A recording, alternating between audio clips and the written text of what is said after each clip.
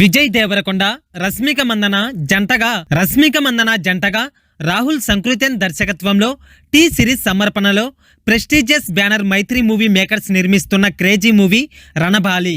ఈ సినిమాను producers Naveen Yerneni, Y Ravishankar భారీ బడ్జెట్తో నిర్మిస్తున్నారు.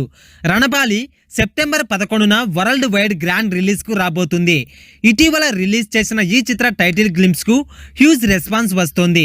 ఇప్పటికే 15 మిలియన్ ప్లస్ వ్యూస్ తో రణబాలి టైటిల్ గ్లింప్స్ సోషల్ మీడియాలో సెన్సేషన్ క్రియేట్ చేస్తోంది.